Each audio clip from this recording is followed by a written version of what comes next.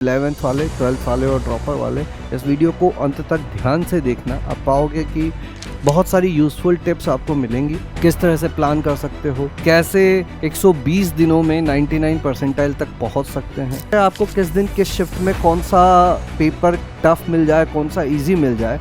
एक एवरेज बात करें, कैसे होता है कि किसी पेपर में इतना इजी आ जाता है, किसी में इतना टफ आ जाता है। टोटल मिलाकर 180 नंबर हम लोग ले आते हैं, यानी कि 60% मार्क्स हम लोग ले आते हैं, हमारा 99 परसेंटाइल पक्का हो जाएगा। अब सुनो, ये 180 नंबर किस में लाना है। 11वीं कक्षा से 44% सवाल आते हैं। अभी मैं बताऊंगा कि इन 44% में से कौन से चैप्टर सबसे इंपॉर्टेंट है 11वीं के, किससे सबसे ज्यादा सवाल पूछे गए हैं।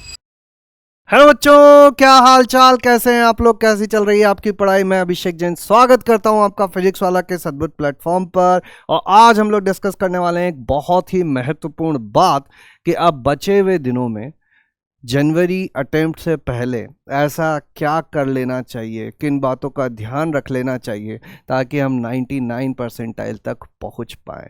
ये वीडियो लक्ष्य प्रयास वालों के लिए तो इम्पोर्टेंट है ही, अर्जुना वालों के लिए भी इम्पोर्टेंट है, ताकि वो पहले से ही सतर्क रहें कि आगे जाकर उनको क्या क्या चीज़ें करनी पड़ सकती हैं। ठीक है, तो तीनों बैच के बच्चे अपने 11th वाले, 12th वाले और ड्रॉपर वाले इस वीडियो को अंत तक ध्यान से देखना। आप पाओगे कि बहुत सारी यूज़फुल टिप्स आपको मिलेंगी।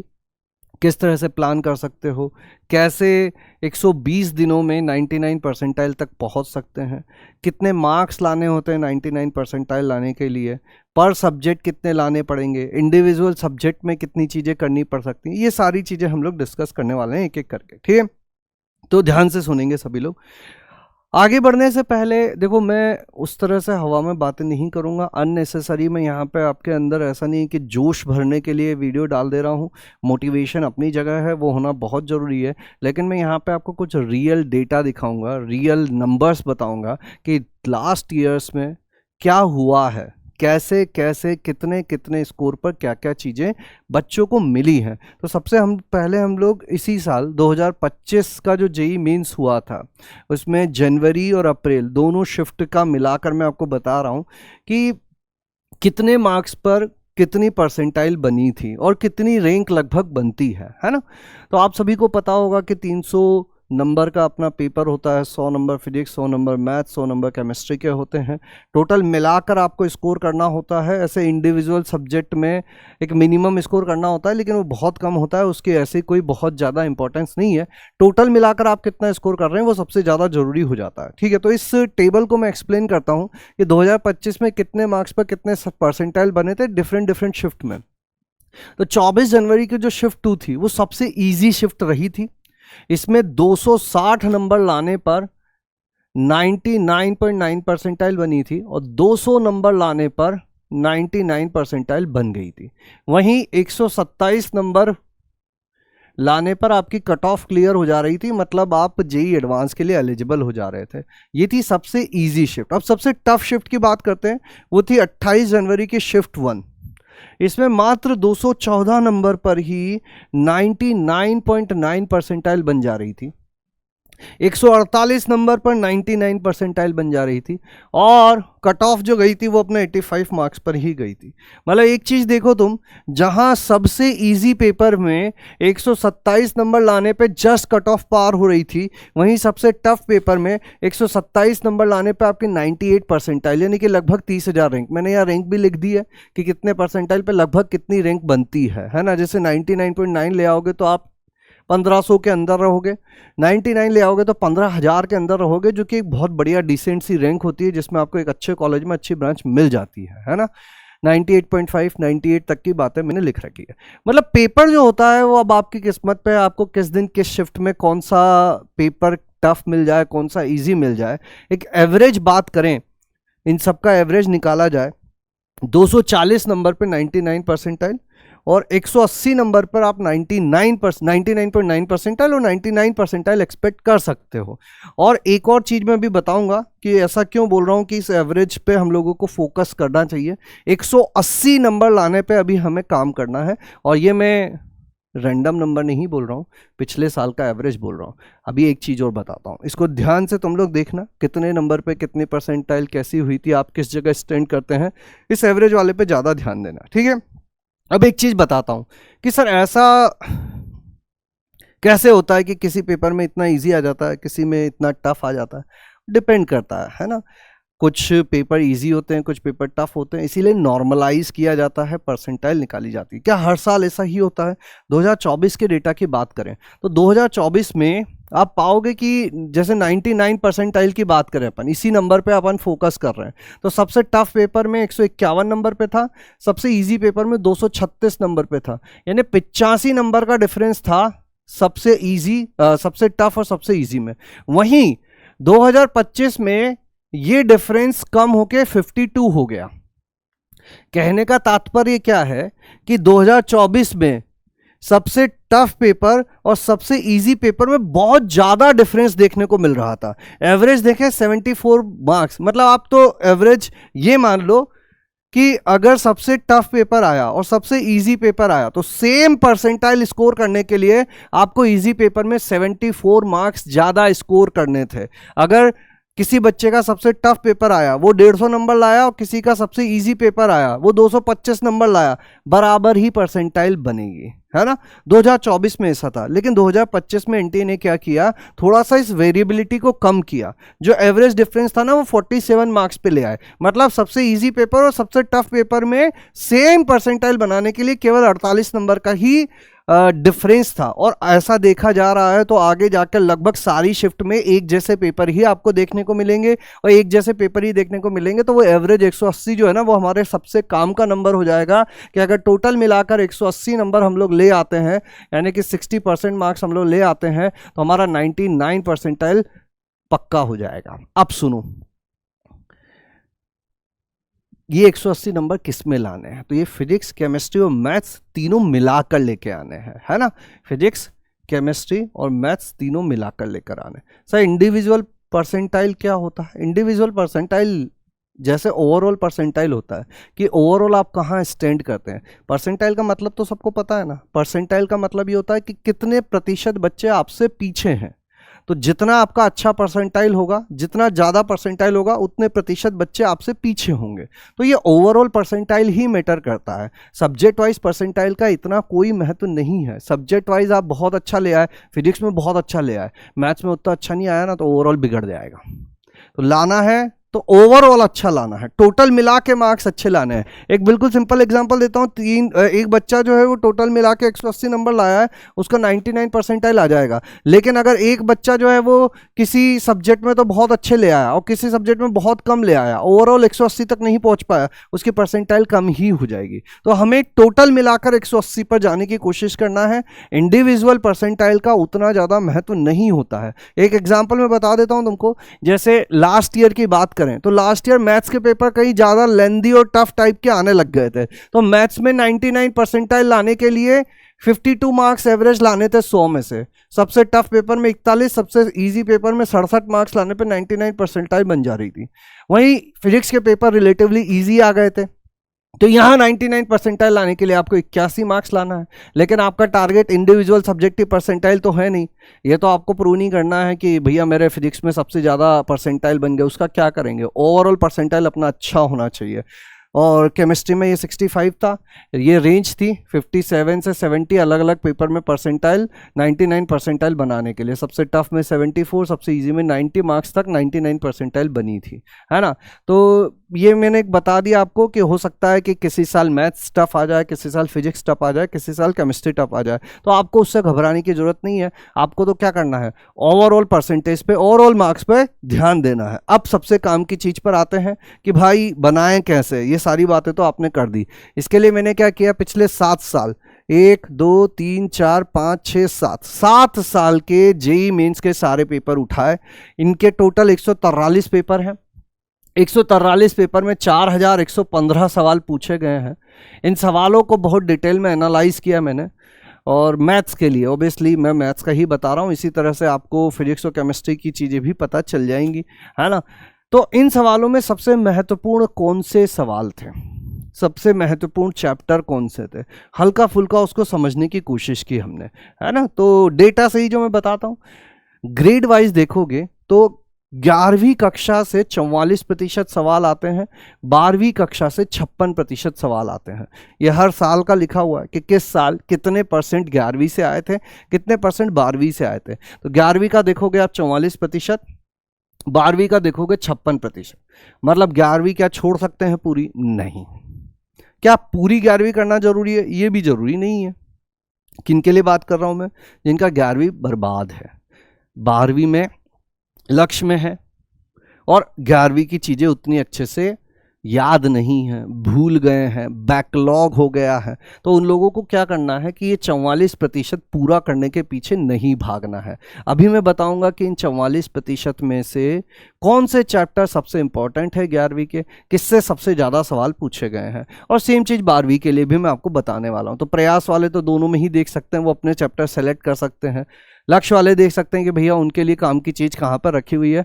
और अर्जुना वाले देख लो भैया, अगर 11वीं बर्बाद करी तो 44% काम खराब हो जाएगा। समझ गए बात को? आगे बढ़ाते हैं कहानी को। 12वीं के चैप्टर पिछले 7 सालों में कितने कितने क्वेश्चंस कंट्रीब्यूट करते हैं। ध्यान से सुनना इस डेटा को, ध्यान से सुनना इस टेबल को। जो टोटल अपने 143 पेपर हुए हैं 2019 से लेकर 2025 में, जो 143 पेपर हुए हैं, सबसे ज्यादा सवाल 12वीं कक्षा में पूछे गए हैं 3 डायमेंशनल ज्योमेट्री से। और इसी का छोटा भाई वेक्टर अलजेब्रा भी यही है। 300 सवाल, 143 पेपर में 300 सवाल, यानी कि हर पेपर में 2 से 3 सवाल 3D के आपको मिलेंगे ही मिलेंगे। ईयर वाइज बात करूं, 2019 32 सवाल, 21 सवाल, 54 सवाल, 45 सवाल, 71 सवाल, 42 सवाल, 36 सवाल। इसको कम मत मानना। पहले क्या बीच में 30-30 सवाल आते थे पेपर में, तुम्हें याद होगा। अभी 25 आने लग गए। यहाँ बीच में 1 साल और ये 25 ही हुआ करते थे। तो 25 पेपर में 21 सवाल थे, यहाँ पर भी 30 थे, इसके आगे भी 30 थे। तो ये 3 डायमेंशनल ज्योमेट्री और वेक्टर अलजेब्रा, जो दोनों एक दूसरे से रिलेटेड भी है। आधे से ज़्यादा सवाल ऐसे होते हैं जो अपन खुद डिसाइड कर सकते हैं कि वेक्टर से करूँ या 3D से करूँ।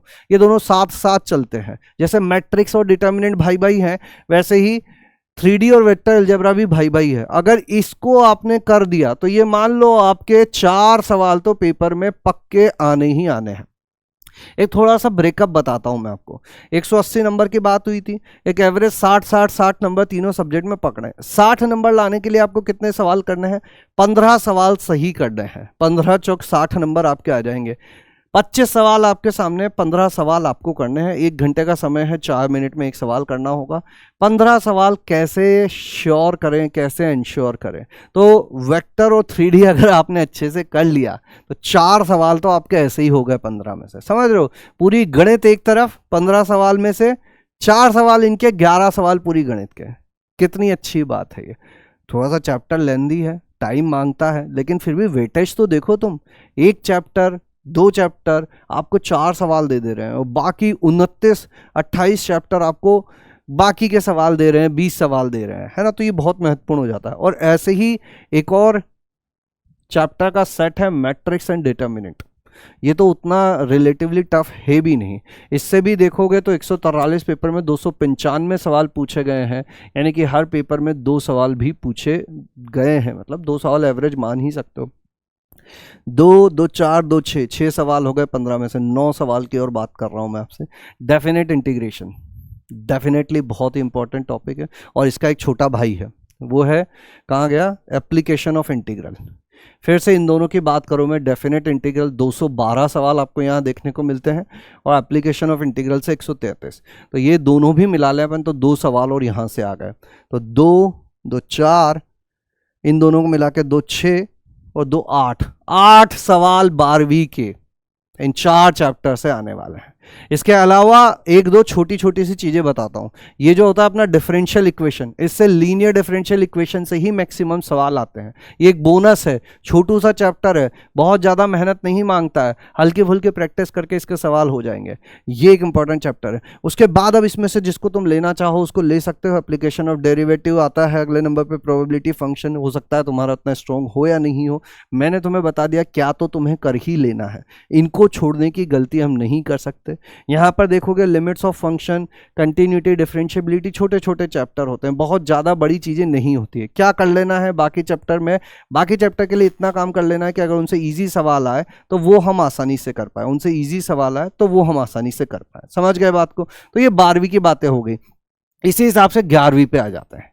ये बहुत महत्वपूर्ण है, ये 11वीं वालों के लिए तो है ही, 12वीं वालों के लिए और ज़्यादा महत्वपूर्ण है, और प्रयास वालों को भी ध्यान से सुनना है इसमें। वही 143 पेपर अपने। अब यहाँ पर जो टॉप पर आता है वो आता है सीक्वेंस एंड सीरीज। देखने में ये भोला भाला सा चैप्टर लगता है लेकिन बहुत दमदार है। दूसरे नंबर पर आता है बाइनोमियल थ्योरम। इन दो चैप्टर से देखोगे 143 पेपर में 237 क्वेश्चन और 196 क्वेश्चन। मतलब यहाँ पे देखोगे तो आप 1 से 2 सवाल आपको यहाँ देखने को मिलेंगे, 1 से 2 सवाल आपको यहाँ देखने को मिलेंगे। तो मैंने कितने करवा दिए थे आपके, 8-9 सवाल तो वहीं पे करवा दिए थे। 2, 2 4, 2 6, 2 8 और 1 9 सवाल यहाँ हो गए थे। देखा जाए तो 11वीं से 6 सवाल ही हमको छांटने हैं, इसमें से 1-2 और कर लो, बहुत बढ़िया बात है ना। तो वो कहाँ कहाँ से मिल सकते हैं हमको, सीक्वेंस, सीरीज, बाइनोमियल, 2 चैप्टर ये पकड़ने हैं। एक पकड़ना है क्वाड्रेटिक, एक आएगा अपना सेट थ्योरी एंड रिलेशन, एक आएगा स्टैटिस्टिक्स। ये चैप्टर से आपके 6 सवाल हो जाएंगे अगर इनकी प्रैक्टिस कर ली तो। पूरा ज्योमेट्री हटा दिया मैंने, ज्योमेट्री कर लोगे तो मजा ही आ जाएगा, है ना। Straight line, circle, ellipse, parabola, hyperbola, वो तो खैर सेकेंडरी चीज़ होगी, उसके बिना ही निपटा दिया मैंने। जिनको नहीं पढ़ना है उसके बिना हो जाएगा। लेकिन मैं फिर भी कहूँगा कि स्ट्रेट लाइन्स और अपन को डिटेल में पढ़नी चाहिए, क्योंकि इसका 12वीं में भी आपका हल्का फुल्का यूज़ होता है एप्लीकेशन ऑफ डेरिवेटिव वगैरह में, है ना। इतनी चीज़ें मैं कहने को चाहूँगा आपसे। बेसिक्स ऑफ मैथमेटिक्स पढ़ना पड़ेगा क्योंकि जगह जगह घुसा हुआ होता है, इसको पढ़ना है। और ट्रिग्नोमेट्री, इनको भी मैं कहूँगा। तो आपका क्या हो गया ना कि ये एक, इन दोनों को मिला के 3 सवाल, 4 सवाल, 5 सवाल, 6 सवाल, 7 सवाल, और इन तीनों को मिला के 2 सवाल और बोल दे तो 9 सवाल और मैं यहाँ पे आपको बता दे रहा हूँ। 9 यहाँ 9 वहाँ 18, उनमें से आपको 15 करने की कोशिश करनी है। अब देख लो, आपको आने वाले 120 दिनों में मैं बोल रहा हूँ आपसे 1 2 3 4 5 6 7 8 9 चैप्टर इसके बोले हैं मैंने आपको, और 1 2 3 4 5 6 चैप्टर इसके बोले। हालांकि ये तो तुम अभी पढ़ ही रहे हो तो साथ में भी कर लोगे, है ना। अब 120 दिन, चलो 11वीं के 10 चैप्टर मान लेते हैं अपन, 12 दिन में एक चैप्टर, 2 हफ्ते में एक चैप्टर निपटाना है आपको। 2 हफ्ते, 15 दिन दे रहा हूं मैं एक चैप्टर 11वीं का करने के लिए। क्या 15 दिन में हम एक चैप्टर 11वीं का नहीं कर सकते क्या? अगर आज भी शुरू कर दोगे तो अभी भी हमारे पास सफिशिएंट समय है। एक यहाँ पर मैं बता देता हूँ तुमको किस तरह से। मैंने बोला है तुमको 12वीं के जो 6 चैप्टर बताए हैं और 11वीं के जो 9 चैप्टर बताए हैं, ये बड़े चैप्टर हैं, ये छोटे चैप्टर हैं। 120 दिन है आपके पास, हर चैप्टर के लिए 20 दिन, 120 दिन है हर चैप्टर के लिए। लगभग आपके पास कितने दिन हो रहे हैं यहाँ पर? 12 से 13 दिन मान लेते हैं। 13 9 117, 2 वीक, 2 वीक 3 वीक। 12वीं का एक चैप्टर पढ़ने के लिए आपके पास 3 सप्ताह है। क्या 3 सप्ताह में आप 3D नहीं पढ़ सकते? 3 सप्ताह में आप वेक्टर नहीं पढ़ सकते? 3 सप्ताह में मैट्रिक्स डिटर्मिनेंट नहीं पढ़ सकते क्या? चलो दोनों मिला दिया जाए आपको, है ना। 9 और 6 15 चैप्टर हो गए, 120 दिन है। और इसमें तो कुछ चैप्टर 11वीं में तो मैं सेट एंड रिलेशन दिया हूँ, स्टैटिस्टिक्स दिया हूँ आपको, ट्रिग्नोमेट्रिक इक्वेशन दिया हूँ। क्या उन पे 1-1 हफ्ता लगना चाहिए? क्या नहीं लगना चाहिए। एक एवरेज बता दे रहा हूँ मैं आपको, 15 चैप्टर 120 दिन, 8 दिन, 1 वीक में एक चैप्टर निपटाना है आपको, जिसमें कुछ बहुत छोटे चैप्टर भी हैं। अब ये अगले 120 दिन अगर लग के काम कर लिया, आप किस स्थिति में हो उससे फ़र्क नहीं पड़ता, जिस जगह पे हो उससे आगे जाकर आपको इसको बढ़ाना है। अगर आप ऑलरेडी इनमें से कुछ चैप्टर जानते हैं बाकी चैप्टर स्ट्रॉन्ग कर लो पहले। अगर इनमें से कोई चैप्टर नहीं जानते हैं, पहले इनको स्ट्रॉन्ग कर लो। अगर कुछ नहीं जानते हैं, फिर पता है आपको शुरू कहाँ से करना है, क्या क्या चीज़ें आपको पढ़ लेनी है। 11वीं और 12वीं के चैप्टर के लिस्ट एकदम सिंपल शब्दों में मैं बता दिया हूँ तुम लोगों को। यहाँ कौन से चैप्टर कर ही लेने हैं।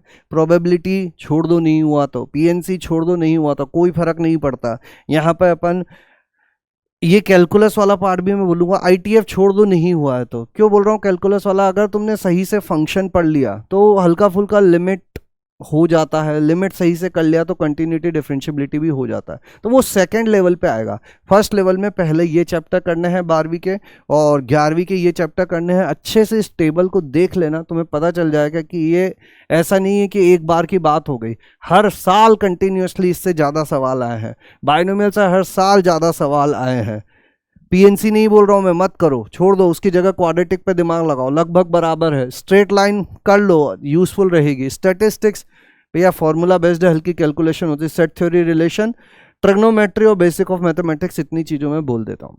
अगर ये ढंग से कर लोगे तो भैया आगे की ज़िंदगी थोड़ी सी आसान हो जाएगी। अगले 120 दिन आसानी से निकल पाएंगे। पूरा प्लान बना के मैंने बता दिया तुमको। ऐसे ही प्लान तुम्हें फिजिक्स और केमिस्ट्री में भी बनाना पड़ेगा कि क्या कर लिया जाए। अगले 4 महीने किस तरह से, अपने पास 4 महीने बचे हैं, अक्टूबर, नवंबर, दिसंबर तो पूरे पूरे ही हैं, सितंबर के अभी आधे दिन बचे हुए हैं, और जनवरी भी आधी बची रहेगी। तो देखा जाए तो एग्जैक्टली अपने पास 4 महीने के आसपास समय है। पूरा कच्चा चिट्ठा मैंने खोल के रख दिया तुम्हारे सामने। अब तुम चाहो तो 99 परसेंटाइल टारगेट करो, 99 परसेंटाइल टारगेट करो, 98 करो, जहाँ पहुँच सकते हो वहाँ पहुँचने की कोशिश करो। नंबर तुम्हारे सामने लिख छोड़े हैं मैंने, इतने इतने नंबर लाने पे इतनी इतनी परसेंटाइल बनेगी। अभी चाहे तुम 112 पे भी हो, उसको 180 तक पहुँचाने में ज़्यादा मेहनत नहीं लगेगी। अच्छा समझो अंतर, 112 180 कितना अंतर है? 68 मार्क्स का, 17 सवाल का, 6 सवाल एक्स्ट्रा करने हैं। अगर तुम अभी 100 नंबर ला रहे हो और मैं 180 नंबर लाने को बोल रहा हूँ तुमको, 80 नंबर ज़्यादा लाने को बोल रहा हूँ मैं, कितने सवाल ज़्यादा करने को बोल दे रहा हूँ मैं तुम लोगों से? 20 सवाल में ज़्यादा करने को बोल दे रहा हूँ। तीनों सब्जेक्ट में 7-7 सवाल और एक्स्ट्रा करने को बोल दे रहा हूँ। 7-7 सवाल यानी कि 7-7 चैप्टर।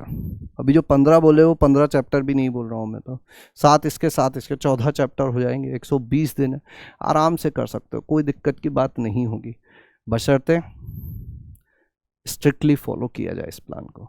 तो अभी मैंने एक इनिशियल लेवल प्लान बताया, आगे जाकर मैं टॉपिक वाइज भी बताऊंगा, है ना। लगभग जब अपने पास 2 महीने बचे होंगे, 1 महीना बचा होगा, तब मैं बताऊंगा कि कौन से टॉपिक पढ़ लेने चाहिए आपको। जैसे अभी मैं पूरा वेक्टर 3D बोल रहा हूँ, पूरा 3D बोल रहा हूँ आपको, पूरा मैट्रिक्स डिटर्मिनेंट बोल रहा हूँ, तब मैं बताऊंगा कि मैट्रिक्स एंड डिटर्मिनेंट के भी किस टॉपिक से सबसे ज़्यादा सवाल पूछे गए हैं, उसको तो कर ही लेना है। डेफिनेट इंटीग्रेशन के किस टॉपिक से सबसे ज़्यादा सवाल पूछे गए हैं, सीक्वेंस एंड सीरीज के किस टॉपिक से सबसे ज़्यादा सवाल पूछे गए हैं। लेकिन आज वो समय नहीं है, अभी हमारे पास सफिशिएंट टाइम है कि हम पूरा चैप्टर पढ़ सकें। तो पूरा चैप्टर पढ़ने पर ही हम लोगों को फोकस रखना है। आई होप ये इन्फॉर्मेशन आपको यूज़फुल लगी होगी। अगर यूज़फुल लगी है तो एक बार कमेंट बॉक्स में ज़रूर बताएं, और इस टाइप के अगर आपको और इन्फॉर्मेशन चाहिए और डिटेल्स चाहिए तो जुड़े रहें। टाइम टाइम पर हम आपके लिए ऐसी ही शानदार, इन्फॉर्मेटिव और स्ट्रेटेजी बनाने वाली वीडियोस लेकर आते रहेंगे। अगर आपकी कोई रिक्वायरमेंट है तो वो भी ज़रूर से बताना, हम कोशिश करेंगे कि उस टाइप की चीज़ें भी आपके लिए जल्दी से जल्दी लेकर आएँ। चलिए आज के लिए इतना ही, मिलेंगे नेक्स्ट सेशन में और इन्फॉर्मेशन के साथ। तब तक के लिए थैंक यू, धन्यवाद, टाटा, बाय बाय।